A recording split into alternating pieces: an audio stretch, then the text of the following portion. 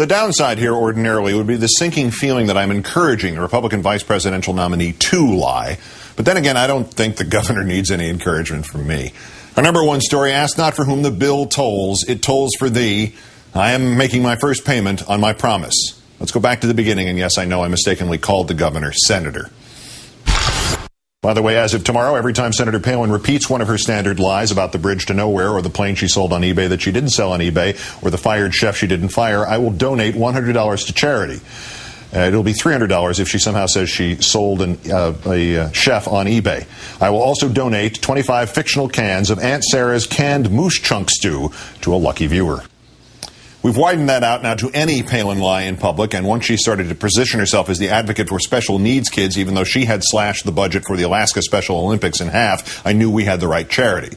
So since my staff is equally interested in keeping track of the governor's lies and in separating me from my money, let the tally begin. The bridge line stayed in Palin's speeches. I did tell Congress, thanks, but no thanks. I told Congress, thanks, but no thanks. And I said, thanks, but no thanks. And the same lie was peddled as late as last night with Sean Hannity. I killed the bridge to nowhere. That's $400 right there. Then there was the private jet canard. I put it on eBay. Of course, she didn't sell it on eBay. That's $600. As mayor, I took a voluntary pay cut, which didn't thrill my husband. But he must have been jazzed when he found out it was one of those pay cuts where your salary actually increases.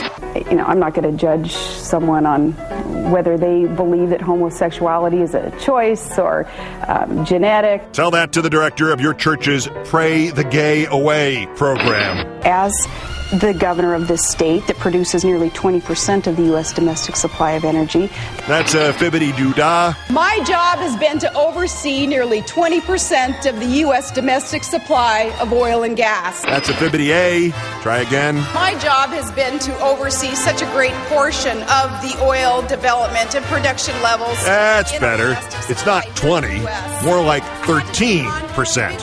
Ever since I took the chief executive's job up north, I sought more funding for students with special needs. And a lovely sentiment, except it does not jibe with your Special Olympics budget cuts. You said that 3 times. As governor, I've championed earmark reform to stop Congress from wasting public money on things that don't necessarily serve the public interest. Now, I'm sure we're all interested in how Alaskan crabs get it on. But we didn't ask for $2 million to study it. What about that ex-brother-in-law state trooper you say you never tried to get fired? Mr. Monaghan has said the governor never asked me to fire him. The governor's husband never asked me to fire him. And we never did. Well, that's not what Commissioner Monaghan told Rachel Maddow. Is that the truth? No, not entirely. And when Charlie Gibson... Charlie. Correct. His name is Charlie. When Charlie Gibson asked you if you hesitated when Senator McCain offered you the Veep position... So I didn't blink then, even.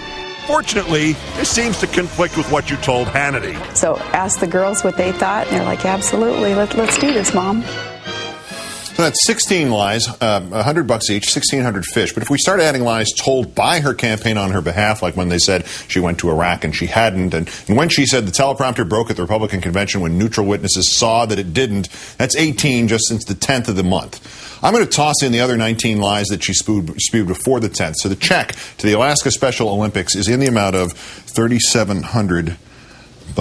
And no, 3,700. You notice these Post-its on here to protect the identity of this actual Olbermann Broadcasting Empire check. There's the signature. Let me remove the Post-its just a second here.